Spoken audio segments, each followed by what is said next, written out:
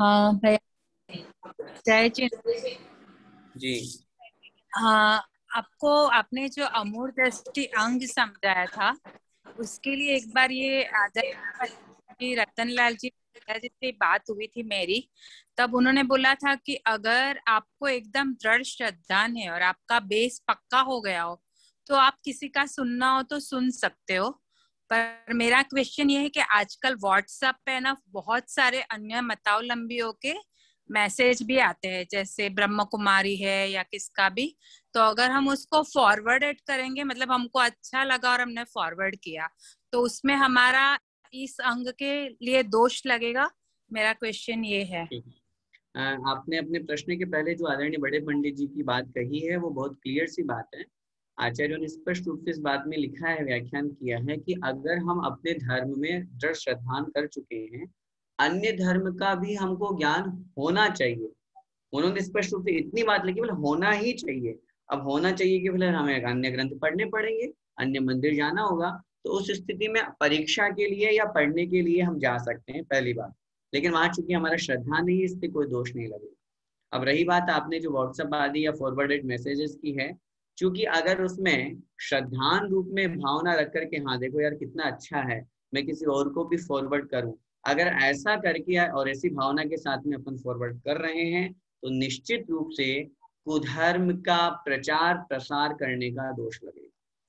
मैं सभी लोगों से निवेदन करूंगा आपके इस प्रश्न के माध्यम से, आजकल हम लोग बड़ी बेवकूफी करते हैं। ये तो चाहे प्रचार प्रसार तो कितना कर रहे हैं या नहीं कर रहे हैं, लेकिन कोई भी अन्य मतावलंबियों का कोई भी पर्व आता है, कोई भी त्योहार आता है, उनका कोई भी दिन आता है, हम पागलों की तरह उसको वो हम उनको सामने वाले को शुभकामनाएं देने लगते हैं। महाशिवरात्रि आ रही है तो हम उसी की शुभकामनाएं दे रहे हैं।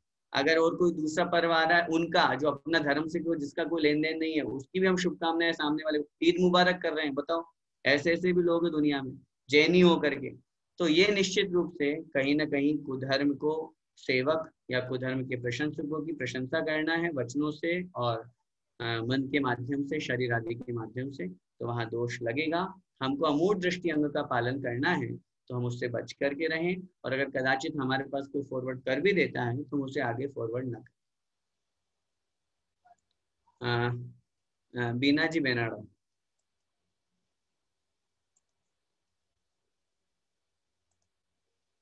अनम्यूट कीजिए।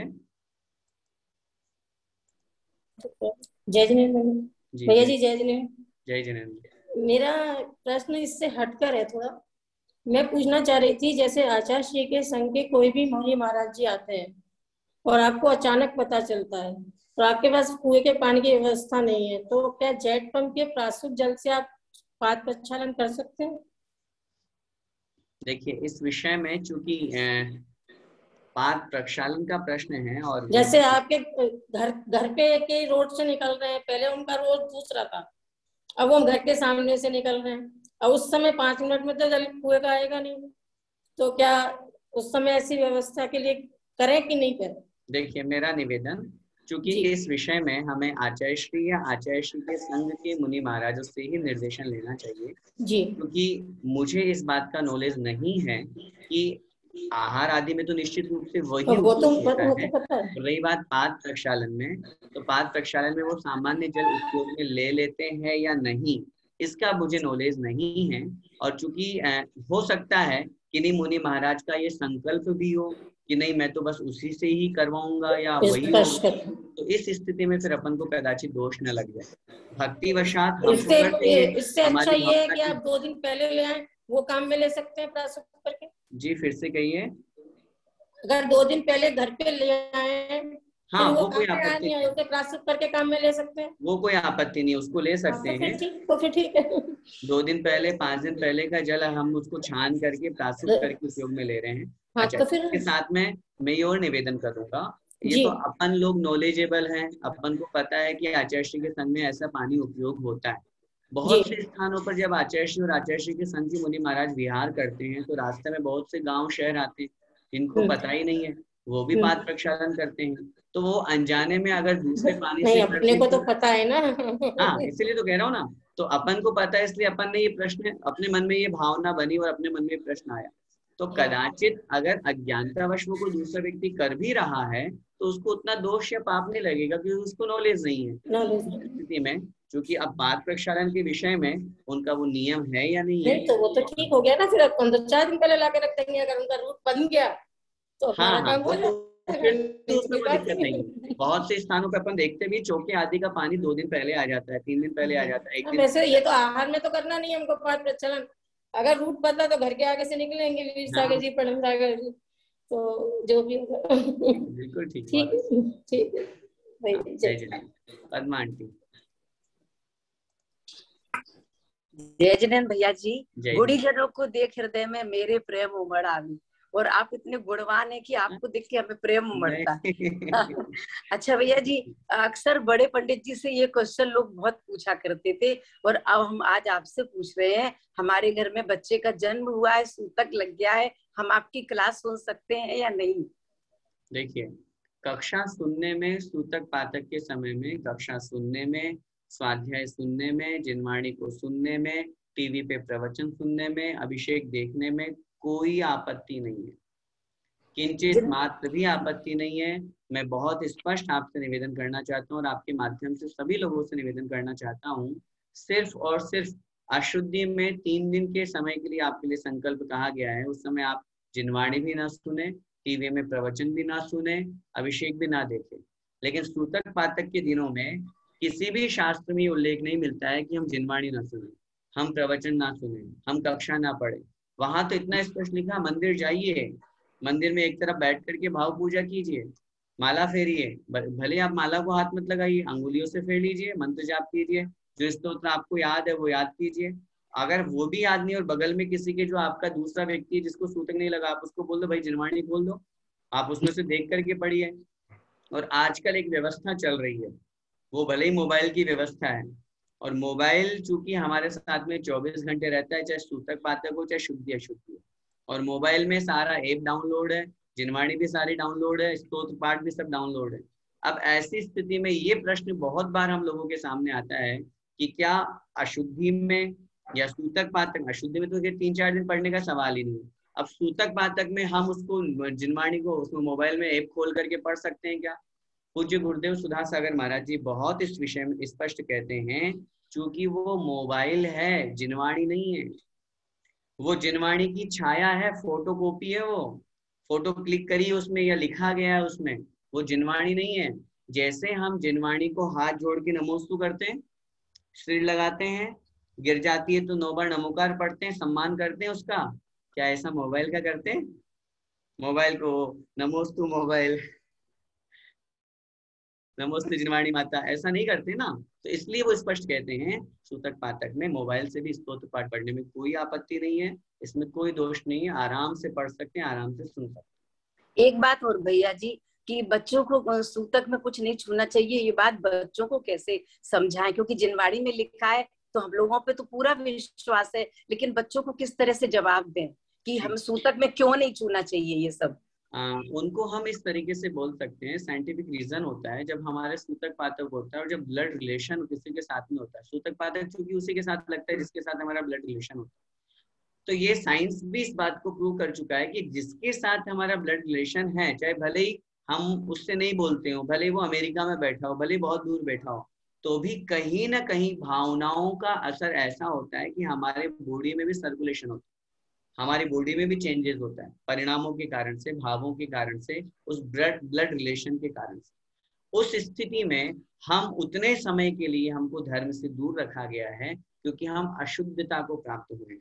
और अशुद्ध अवस्था में जैसे वो खुद इस बात को बच्चे लोग फेवर करते हैं, कोई भी होली बुक होती है, पवित्र पुस्तक होती है, जैसे अन्य अदर कास्ट वाले गीता को मानते हैं और अन्य किसी को भी मानते हैं, तो वो भी मानते हैं, बोले हाँ ठीक है, तो ऐसे उनको कहे बेटा ये जिनवाणी कुछ छोटी मोटी चीज नहीं है, ये होली बुक है, ये पवित्र बुक है, हमारी पवित्र पुस्तक है, जो भगवान ने कही है, जो आचार्य बड़े बड़े आचार्यों ने लिखी है, जिसको हम ऐसे ही नहीं छू सकते। उनको धवला जी का उदाहरण दो कि बेटा धवला जी को तो अपन हम गृहस्थ पढ़ने के अधिकारी नहीं है, आचार्य श्री मना करते हैं, धवला जी पढ़ने के लिए आपको मुनि बनना पड़ेगा, आपको 10 प्रतिमा धारण करनी पड़ेगी। तो ऐसे एग्जाम्पल देंगे तो उनको इस जिनवाणी के प्रति बहुमान जागृत होगा कि नहीं वाकई में इन डेज में, इन दिनों में हम चूंकि थोड़ा सा अशुद्ध हैं, हमारे परिणाम वहां से तालमेल को हुए हैं, कनेक्ट हुए हैं, इसलिए मन में परिणाम ऐसे होने के कारण से हमारे अंदर शरीर में अपवित्रता अशुद्धता आई है। और ऐसी स्थिति में अगर हम जिनवाणी के शब्दों को या जिनवाणी को छूंगे तो कहीं ना कहीं हमें दोष लगता है। ऐसा अगर अपन उनको समझाएंगे तो आई थिंक थोड़ा बहुत समझने की कोशिश करेंगे। जय जिनेंद्र भैया जी। जय जिनेंद्र।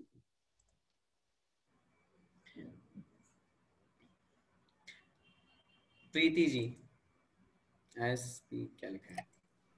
जय जिनेंद्र भैया जी। जय जिनेंद्र भैया जी। सुरेंद्र जैन। जय जिनेंद्र, जय जिनेंद्र। कैसे हैं आप भैया जी? बस अच्छे हैं, बहुत अच्छे। बस भैया जी प्रश्न नहीं है मेरा, तो आप अगर मैंने सपोज 3 माला का एक नियम लेने की कोशिश की है कि दिन में फेरूंगा और कुछ कुछ कारणों से वो नहीं हो पाता है कोई कोई दिन, तो अब क्या करें? नियम ले कि नहीं ले? नहीं, देखिए बहुत अच्छा आपने प्रश्न किया। पहली बात तो नियम ले या नहीं ले ये अपना प्रश्न है। तो मेरा निवेदन सबसे पहला तो ये रहेगा कि हमको नियम लेना चाहिए। आपने मन बनाया है, किसी ने भी मन बनाया है कि मुझे 3 माला फेरना है, इसका मतलब उनके मन में है, माला फेरने का भाव है, तभी तो वो मन बनाया उन्होंने। दूसरी बात, अगर कदाचित समय काल परिस्थिति के कारण से अगर हमारा वो नियम पूरा नहीं हो पा रहा है तो उसके 2 उपाय हैं। वो नियम के ऊपर डिपेंड करता है कि वो कितना उत्कृष्ट नियम है और कैसा नियम है। अगर वो कोई बड़ा नियम है जिसके निमित्त से हमारे व्रत में दोष लग रहा है, चारित्र में, आचरण में दोष लग रहा है, उसका प्रायश्चित तो जिन गुरुओं से हमने वो नियम लिया है वो ही करेंगे। और ऐसे जो सामान्य नियम प्रतिदिन की माला फेरने के हैं या सामान्य स्तोत्र पाठ आदि पढ़ने के हैं, प्रतिदिन का कोई त्याग करने के हैं, इनके लिए हम बार बार गुरु के पास तो जा नहीं सकते और गुरु के चरणों में इतनी विकल्प भी नहीं रख सकते। तब ऐसी स्थिति में हम अगर जानबूझ करके या फिर प्रमादवश छोड़ रहे हैं तब तो हमें उत्कृष्ट प्रायश्चित लेना चाहिए। कहने का मेरा तात्पर्य है, अगर हम प्रमाद कर गए, कहीं से विवाह आदि से आए, बिजनेस से आए, कहीं घूम करके आए, अरे यार अब थक गए यार, अब इच्छा नहीं हो रही मेरी, मैं तो सोऊंगा, जबकि आपके नियम था 3 का, तो आपने प्रमाद के कारण से आप सो गए, तो आपको फिर उसका प्रायश्चित जो लेना पड़ेगा वो थोड़ा सा कड़ा होगा क्योंकि आपने स्वयं प्रमाद किया है। हम कोई भी नियम लें, आचार्य श्री का वो सेंटेंस हमेशा याद रखना चाहिए, नियम लेते समय जो खुशी होती है, नियम लेते समय जो मन में ये परिणाम होता है, मुझे नियम मिल जाए, मुझे नियम मिल जाए। आचार्य श्री से आपको कोई नियम लेने की भावना है और आप गए, देखा बहुत भीड़ है, आज तो नंबर नहीं आएगा, मन में भावना है मुझे आचार्य श्री से नियम लूंगा और किसी से नहीं लूंगा। फिर दूसरे दिन गए, फिर तीसरे दिन गए, नंबर आ गया। नियम लेते समय जो उत्कंठा थी, आचार्य श्री कहते हैं नियम का पालन करते समय भी उतनी उत्कंठा होनी चाहिए। हमारे अंदर वो चीज नहीं हो पाती है। नियम लेने के बाद में हाँ अब नियम हो गया, अब तो पालन कर लेंगे, ये भाव मन में आ जाता है। तो उस स्थिति में हम उसका उत्कृष्ट प्रायश्चित लें। उत्कृष्ट प्रायश्चित के रूप में जितनी बार का हमने संकल्प लिया है, दूसरे दिन उसको तो रिपीट करना ही करना है, और साथ में ही किसी एक ऐसी प्रिय वस्तु का त्याग करें जिससे हमें वो दिन भर स्मरण में आए, और नियम लेकर के उसके प्रति बिल्कुल प्रतिबद्ध रहें, जागरूक रहें कि अन्य सब चीजें छूट जाएंगी लेकिन हमें नियम नहीं तोड़ना। हम भोजन छोड़ दें, हम सोना छोड़ दें, हम व्यापार छोड़ दें, हम सब क्रियाएं छोड़ दें, लेकिन जो धर्म का नियम हमने लिया है वो न छोड़ें। इतनी जागरूकता हमारी होगी तो हमारा नियम कभी टूटेगा नहीं। ये नियम लेने के लिए मतलब जैसे सामान्य नियम है, ये तो हम खुद ही ले सकते हैं ना? बिल्कुल, आप मंदिर में जाकर के भगवान के सामने श्रीफल चढ़ा के हाथ जोड़ करके भगवान के सामने नियम ले सकते हैं, 9 बार नमोकार मंत्र पढ़ करके, कोई आपत्ति। और उत्कृष्ट तो आप बता दिए वो, और अगर उससे नीचे का मतलब तो ये है कि अगर अपना स्वयं का प्रमाद है तो आप अपने आप को जितना उस नियम को दृढ़ करने में लगा सकते हो कि यार ये मेरी बहुत इष्ट वस्तु है, इसके बिना में नहीं रह सकता, उस दिन उसका त्याग कर दीजिए। तो आपको लगेगा कि यार आज तो मेरे खाने में नमक ही नहीं है, बार बार याद आएगा क्यों नहीं है नमक, हाँ मैंने कल नहीं किया था ना पाठ। अब ऐसा पनिशमेंट अपने आप को दीजिए। जब ऐसा पनिशमेंट अब अपने आप को देंगे तो अपने आप खुद अंदर की अकल ठिकाने आएगी कि हाँ अब तू ऐसा करेगा ना तो तेरे को ऐसा ही मिलेगा। अच्छा भैया जी, अगर हम माला और पाठ करते हैं और बिना, मेरा नियम नहीं है, मैं रेगुलर करती हूँ, तो उसमें कोई मतलब नियम लेना जरूरी है क्या? इस संबंध में पूज्य गुरुदेव एक उदाहरण देते हैं। 5 करोड़ रुपए लेकर के एक व्यक्ति बैंक में पहुंचा, उसने कहा ये बैंक में मेरे पैसे जमा कर लीजिए, उसने कर लिए। कौन से अकाउंट में? सेविंग अकाउंट में। ठीक है, रख लिया उसने। उसी दिन उसी समय उसी के साथ में उसका मित्र गया और उसने कहा ये 5 करोड़ रुपए बराबर सेम अमाउंट है, आप ये बैंक में डिपॉजिट कर लीजिए। बोले क्या करना चाहते हो? 1 साल के लिए FD कर दीजिए हमारी, मैं 1 साल लेने नहीं आऊंगा।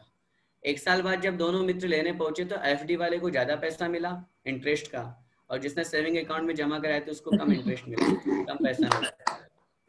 जब उनसे पूछा, वो पहले वाला बोला कि आपने इसको ज्यादा पैसा दिया और मेरे को कम क्यों दिया?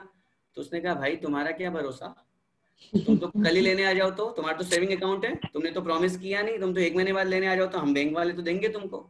लेकिन इसने 1 साल की FD कर दी, अब ये वापस आएगा तो भी हम इसको नहीं देंगे। हमने तो उस 1 साल के लिए उस पैसे को कहीं दूसरी जगह लगा दिया, हमने तो 5 करोड़ के 10 करोड़ कमा लिए। ठीक ऐसे ही बिना नियम के हमको पुण्य तो लगेगा लेकिन थोड़ा लगेगा, और जब नियम के साथ में संकल्पबद्ध होंगे, चाहे हम 1 महीने का नियम लें, चाहे हम 1 साल का नियम लें, चाहे हम अभ्यास रूप में 2 महीने का नियम ले लें, 15 दिन का नियम ले लें, 7 दिन का नियम ले लें, लेकिन नियम के साथ में अगर हम कोई काम करते हैं तो उसका हमें बहुत पुण्य फल प्राप्त होता है, कर्मों की निर्जरा होती है। और इतनी सी बात मैं और कहूंगा कि संकल्प में बहुत बड़ी शक्ति होती है। संकल्प में जितने भी महान आचार्य हुए, ये सब जितने भी उपसर्ग दूर हुए, परिचय दूर हुए, उन सब ने संकल्प किया। आचार्य समंतभद्र स्वामी महाराज, आचार्य मानतुंग स्वामी महाराज, उन्होंने क्या लिखा स्पष्ट रूप से? संकल्प किया, बस मैं ये कार्य करूंगा। अब उस कार्य को करने का उन्होंने संकल्प लेकर के फिर पीछे मुड़ के नहीं देखा। अब वो भावना उनके अंदर पैदा हो गई कि मुझे ये काम को करना है। तो नियम और संकल्प में बहुत बड़ी ताकत होती है। हम लोगों का और आपके इस प्रश्न के माध्यम से ये बहुत से लोगों की समस्या है। हम आलू प्याज छोड़ने की बात करते हैं, नहीं हम छोड़ेंगे नहीं। खाते हो क्या? खाते भी नहीं है। अरे भाई जब खाते नहीं तो छोड़ दो। इसका मतलब ये है कभी कहीं गए तो चांस बन सकता है, और नियम होगा तो चाहे कोई कितना भी हमको डिगाने की कोशिश करेगा, हम नहीं खाएंगे। हम संकल्पित रहेंगे, उसका हमें पुण्य भी मिलता है। और ऐसे संकल्प पूर्वक जो नियम पालन किए जाते हैं उनसे कर्मों की निर्जरा भी होती है, इसलिए उसमें दोनों फायदे होते हैं। अच्छा भैया जी, नियम मंदिर में जाके लेना जरूरी है, घर में अपने 9 बार बोल के ले लिए तो?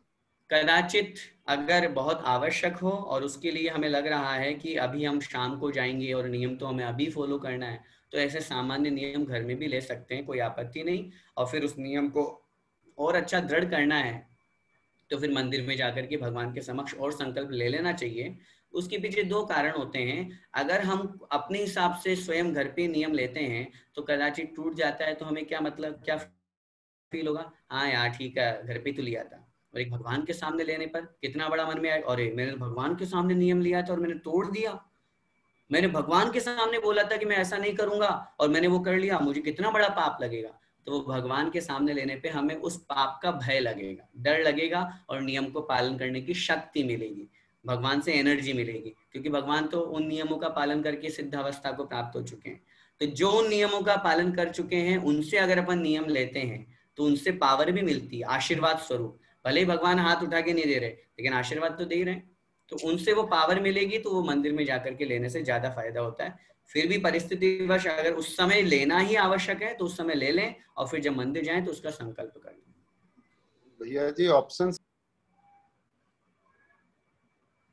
म्यूट हो गए आप, फिर से बोलिए, अनम्यूट करके बोलिए। वापस म्यूट हो गए। ऑप्शन सिर्फ यही है क्या कि या तो आलू प्याज नहीं खाएं या खाएं, कोई बीच का थोड़ा सा? नहीं, बीच का नहीं चलता हमारे यहाँ पे। बीच का चलने में फिर डगमग वाली स्थिति ज्यादा हो जाती है ना।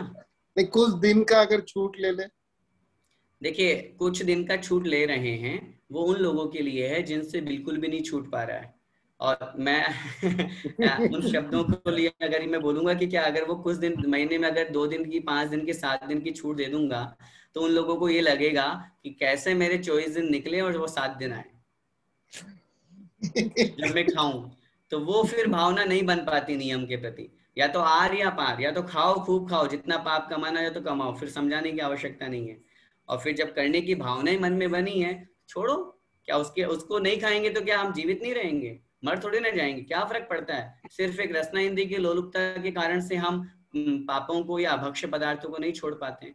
फिर भी अगर कदाचित लगता है कि नहीं अभी हमारा अभ्यास ही है, तो अभ्यास रूप में हम ऐसा नियम ले लें कि हम 7 दिन आलू प्याज जमीकंद की छूट रखते हैं। अगर बहुत अधिक कभी आवश्यकता हुई, मन नहीं माना, मन में विकल्प हुआ, राग द्वेष हुआ, क्रोध का शायद जागृत हो गई, कहीं और ज्यादा पाप न हो जाए, तो उस स्थिति में हम उसको ग्रहण कर सकते हैं। बाकी 23, 24, 25 दिन जितना हम संकल्प में उतना पूरा दृढ़ रहें। और ये और भावना भाई, मैं एक छोटा सा उदाहरण आपको दूं। मैंने अपने नियम की डायरी बना रखी है। उस नियम की डायरी में मैंने नियम लिख रखे हैं। कुछ नियम जो है वो मेरे आजीवन है, और मुश्किल से कोई 2-3 ही नियम होंगे जो मेरे एक समयबद्धता को है कि 1 साल, 2 साल, 5 साल। मैंने उन नियमों के सामने 2 बातें लिखी है। आप लोगों को हंसी भी आ सकती है सुनकर के, ये मेरी मन की भावना है प्रभु के समक्ष जो मैंने रखी, कि हे भगवान, जो नियम मैंने आजीवन लिए हैं वो नियम मेरे सिर्फ इस जीवन में ही ना पले, अपितु जब तक मुझे मोक्ष की प्राप्ति न हो जाए तब तक अगली पर्यायों में भी मैं उन नियमों का पालन करूं। मैंने आलू प्याज इस जीवन के लिए नहीं छोड़ा है, मैंने रात्रि भोजन इस जीवन के लिए, जो कुछ भी मेरे जीवन पर्यंत के नियम है अगली पर्याय में भी मैं पालन करूं।